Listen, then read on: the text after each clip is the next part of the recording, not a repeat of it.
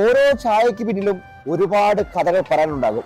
നമ്മുടെ കുടുംബത്തിൽ ചെല്ലുമ്പോൾ അല്ലെങ്കിൽ ഫ്രണ്ട്സിനെ കാണുമ്പോൾ നമ്മൾ ചോദിക്കും ഒരു ചായ കുടിച്ചാലോ എന്ന്. അല്ല, ഇങ്ങനെ ടെൻഷൻ വരുന്നു, ഭയങ്കര ടെൻഷൻ. ആ സമയത്ത് വിചാരിക്കും ഒരു ചായ കുടിക്കുകയാണ്. അത് നമ്മൾ മലയാളികൾക്ക് ചായ വല്ലാത്തൊരു വികാരമാണ്, വല്ലാത്തൊരു റിലീഫ് കൂടിയല്ലേ. ഒരു കുഞ്ഞു കട, ഒരു കുഞ്ഞു കഫേ, പക്ഷെ ഒരുപാട് വെറൈറ്റി ചായ കിട്ടുന്ന, ഒരുപാട് വെറൈറ്റി സ്നാക്സ് കിട്ടുന്ന കടയിലേക്കാണ് ഇന്നത്തെ യാത്ര. അപ്പൊ എന്തായാലും തള്ളി മറക്കുന്നില്ല, കാണാം കാഴ്ചകൾ. ബാ.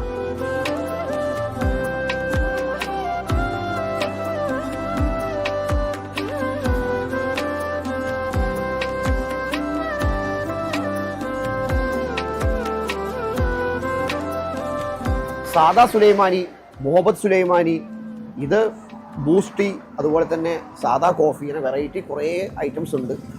നല്ലൊരു ആംബിയൻസ് ആണ്. ഇത് ഭയങ്കര ഫീൽ.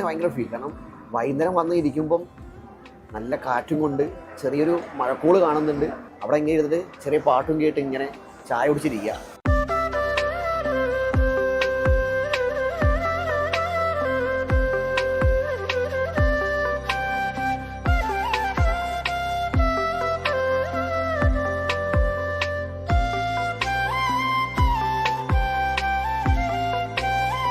എങ്ങനെ ഒരു തീം തോന്നി? ഒരു പേരിന്റെ കാര്യം പുറകിലുള്ളതാണ്.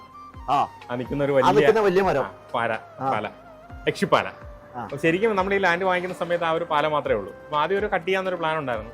പിന്നെ ഇത്രയും വലിയൊരു പാല, അതിന് വേറെ ആരോഗ്യ പ്രശ്നങ്ങളൊന്നുമില്ല, നല്ല തണലാണ്. അപ്പൊ ഞങ്ങൾ അവിടെ വർക്ക് നടക്കുന്ന സമയത്ത് അവിടെ ഭയങ്കര ട്രൈ ആണ്, ചട്നിമാമിയുടെ വർക്ക് നടക്കുന്ന സമയത്ത്. അതുകൊണ്ട് നമ്മൾ നേരെ ഇങ്ങോട്ട് വരും, അതിന്റെ ചോട്ടിലൊക്കെ നിന്നിട്ടാണ് ചെറിയ ചർച്ചകളല്ല.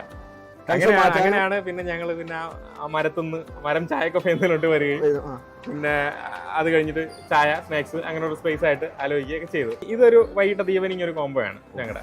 ഈ കാട, കപ്പ. ഈവനിങ് കപ്പ, ചമ്മന്തി, 2 തരം ചമ്മന്തി, മുളക് ചമ്മന്തി, കാട.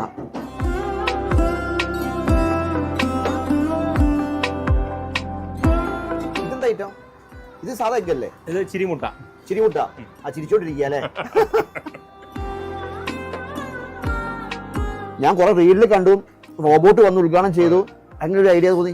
ഇങ്ങനെ എന്തോ വർത്തമാനം പറഞ്ഞതിന്റെ കൂട്ടത്തിൽ വളരെ യാദൃശ്യമായിട്ടാണ് അങ്ങനെ ഒരു ഐഡിയ വന്നത്. കാര്യം അതിന് ഒരു 2 ആഴ്ച മുന്നേ ഞങ്ങൾക്ക് അവിടെ ഒരു ചെറിയൊരു ഫംഗ്ഷൻ ഉണ്ടായിരുന്നു ഞങ്ങളുടെ ഹാളിൽ.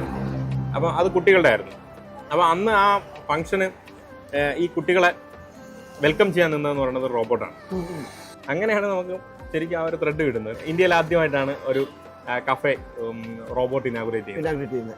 ഇതിപ്പോ നമ്മൾ കണ്ടെയ്നർ മോഡൽ സെറ്റ് ചെയ്തിരിക്കുന്ന കണ്ടെയ്നർ ആണ് ഇൻഡസ്ട്രി വർക്ക്. ഇതിന്റെ ബേസ്മെന്റ് ഒരു സിംഗിൾ കണ്ടെയ്നർ, അതിന്റെ മുകളിൽ സ്ട്രക്ചർ ചെയ്ത് കയറിയതാണ്. യൂസഫിക്ക എന്ന് പറയുന്ന ഒരു ആളുണ്ട്, പുള്ളിയാണ് ഇതിന്റെ ഒരു ക്രിയേറ്റീവ് സൈഡ് എല്ലാം നോക്കിയിട്ടാണ്. അപ്പോൾ ട്രിവാൻഡ്രത്ത് വരുമ്പോൾ കിളിമാനൂർ കഴിഞ്ഞിട്ട്, അതെ, കിളിമാനൂരിനും കാരേറ്റിനും ഇടയ്ക്ക് എക്സാക്ട് പറയുകയാണെന്നുണ്ടെങ്കിൽ പൊരുന്തമണും പുളിമാത്തിനും ഇടയിൽ.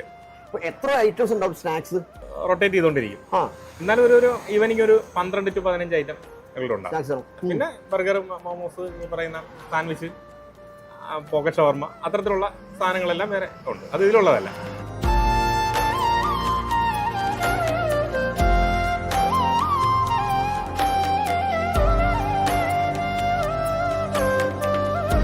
എനിക്ക് ഏറ്റവും ഇഷ്ടപ്പെട്ട എന്താ അറിയാം? ഇത് കണ്ടു, I am in relationship with food. എനിക്ക് പറ്റിയ ക്യാപ്ഷൻ അല്ലേ? നമുക്ക് സ്നേഹം ഒരാളുടെ ഉള്ളൂ, ഭക്ഷണത്തോട് മാത്രം.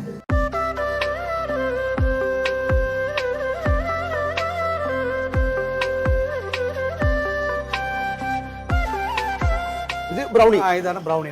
ഇത് നമ്മുടെ കണ്ണൂർ, കോഴിക്കോട് ഭാഗങ്ങളിലെ സ്ട്രീറ്റ് ഫുഡായിട്ട് ചിരണ്ടി ഐസ്ക്രീം എന്ന് പറയും. ഇതെന്താ ഐറ്റം? ഇത് ചോക്ലേറ്റ് ഷാർജ.